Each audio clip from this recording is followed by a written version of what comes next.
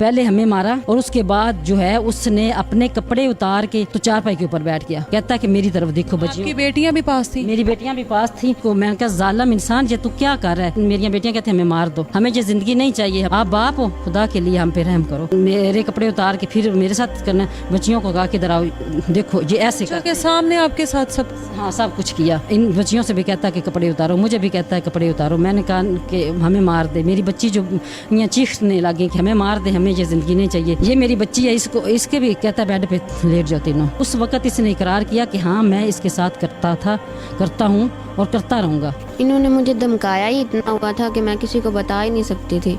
और इन्होंने ये कहा था कि जैसे तुम्हारी पुप्पो और आंटी को मारा इसी तरह मैं तुम्हारी मम्मा को मार दूंगा। और डर था कि कहीं मम्मा को कुछ कर ना दे। और ये जब ये करता था हरकत तो अगले दिन फिर माँ जी को मेरे सामने मार के कहता था, इशारे करके कहता था कि देखो अगर तुमने मुझे बताया तो मैं तुम्हारी माँ को मार दूंगा, अगर अब ऐसे मारूं तो फिर तुम्हारी माँ को ऐसे ही मार दूंगा। 4-5 माह से हो रहा है मेरे साथ ऐसा।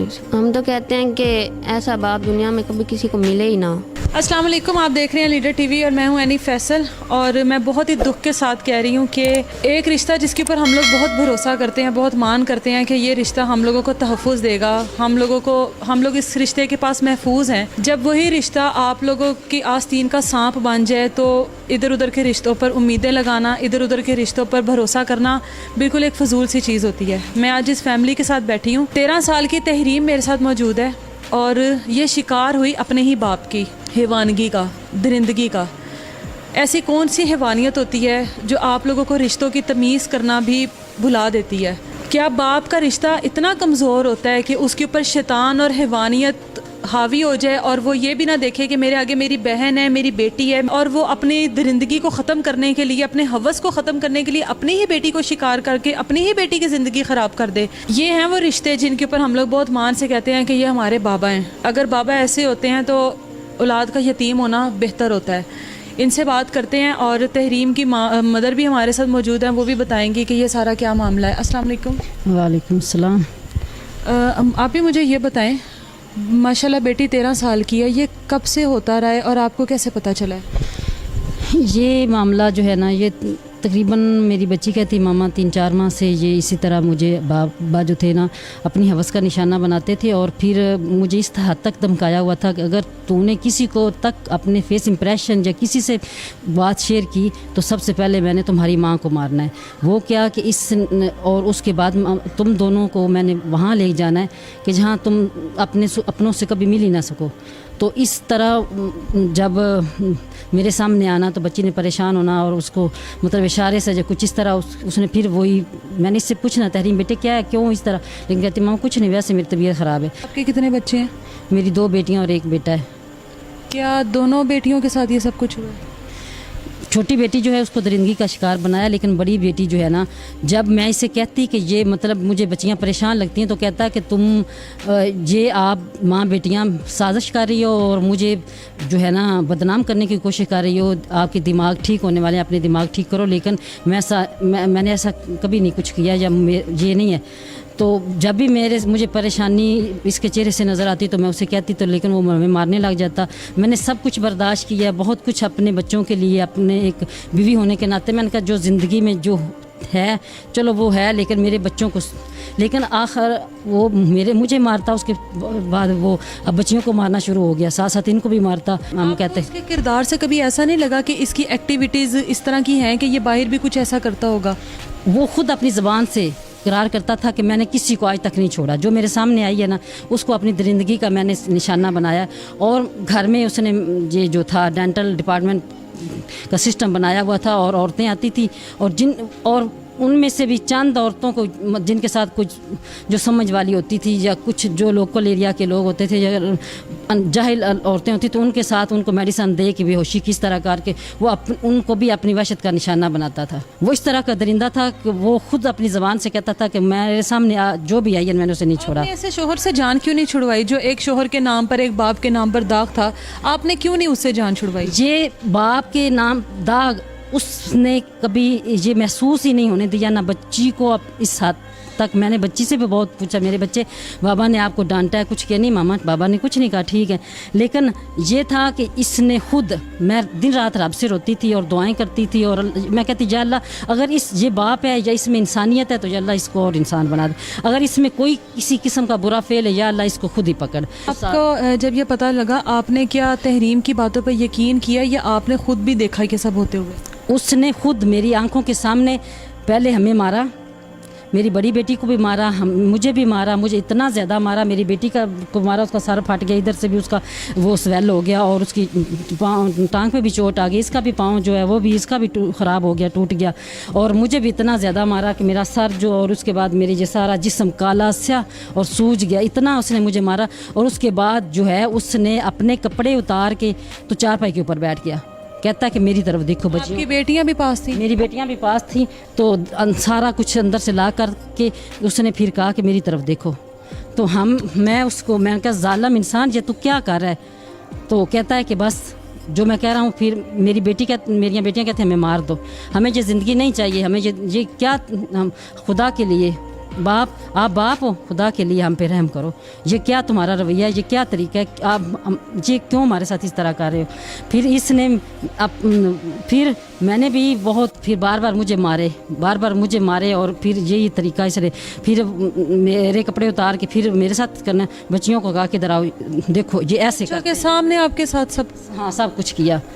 फिर कमरे में ले गया, मैं कमरे में बंद करके लॉक कर दिया, फिर कमरे में बंद करके तो इन बच्चियों से भी कहता कि कपड़े उतारो, मुझे भी कहता है कपड़े उतारो। मैंने कहा कि हमें मार दे, मेरी बच्ची जो यहाँ चीखने लगी कि हमें मार दे, हमें ये ज़िंदगी नहीं चाहिए।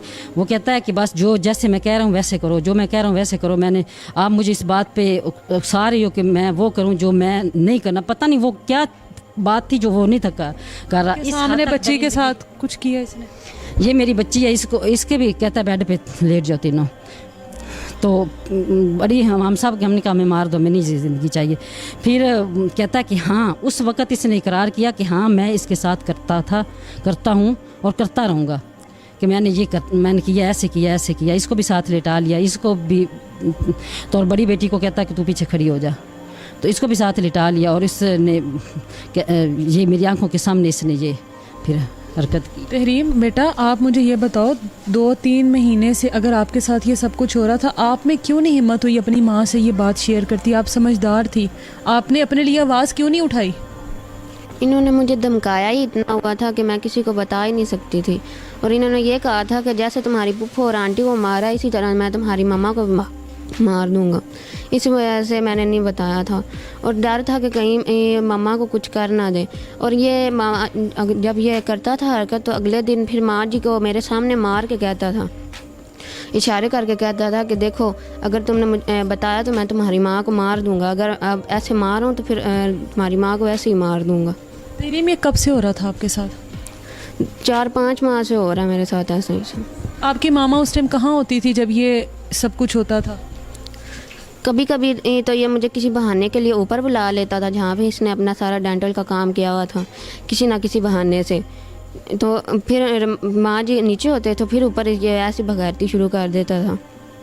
नहीं तो कभी नीचे जब माँ जी घर ना हो ना, हमसायों के पास अगर कोई चीज़ लेने जाएं खाने के लिए तो फिर ये ऐसी हरकत करता था। आपको कभी शर्मिंदगी नहीं महसूस हुई ऐसे बाप की बेटी होते हुए? हम तो कहते हैं कि ऐसा बाप दुनिया में कभी किसी को मिले ही ना हो। बच्ची का नाना भी हमारे साथ मौजूद है, इनसे भी बात करते हैं। अस्सलाम वालेकुम। अस्सलाम वालेकुम। वालेकुम सलाम। चाचू, इस तरह के दरिंदे को बेटी दे दी और बेटी इतनी मारपीट अपने साथ बर्दाश्त करती रही, इतना जुल्म बर्दाश्त करती रही, आपकी नवासियाँ बर्दाश्त करती रही, आपको कभी नहीं पता चला कि क्या हो रहा है उनके साथ? तमाम का तमाम मुझे पता है। हर एक नकलो हरकत उनकी गंदी हमारे दिन रात परेशानियों में गुजरी। हर वक्त बंदूक 12 बोर हाथ में लिए हमारे पीछे आगे पीछे रहता था। आपने कभी अपनी बेटी को ये नहीं सोचा कि बस अब मैं बिठा लूँ अपने घर में? अब भी तो अपनी बेटी को बिठाया है, पहले क्यों नहीं बिठाया? पहले इसलिए नहीं बिठाया कि 2 बेटियां और 2 बेटे थे। जो बड़ा बेटा था उसका मेरे दिल में ये ख्याल था कि बेटी सब्र से काम लें, जालिम मत्थे लग गया है, लिहाजा देखो बेटा में रल पिया मिल जाता है, खैर है कोई नहीं डर। अल्लाह ने साड़ियों मंगा जड़ियाँ ने 16 साल का बेटा था एक्सीडेंट के साथ चला गया। बाद में हर वक्त ही बंदूक के साथ इनको भी मारता और हमें भी बंदूक सामने रख कर मैं उड़ा दूँगा, मैं मार दूँगा। अपनी जानें लुकाए लुकाए इस मंजिल पे पहुँचे। आप लोग स्क्रीन पर साथ साथ मुख्तलिफ तस्वीरें देख रहे होंगे और हैरान हो रहे होंगे कि ये इतने ज़्यादा आदमियों की तस्वीरें क्यों दिखाई जा रही हैं। तो ये एक ही आदमी की तस्वीर है जिसने अपने कितने ही रूप बनाए हुए थे। कभी ये डेंटिस्ट था, MBBS डेंटिस्ट था ये, और इनकी बीवी का कहना है कि उसने प्राइमरी भी पास नहीं की थी। कहीं पर ये पुलिस वाला था, कांस्टेबल के रूप में ये सामने आता था। कहीं पर ये पीर साहब थे और पीरी मुरीदी करते थे।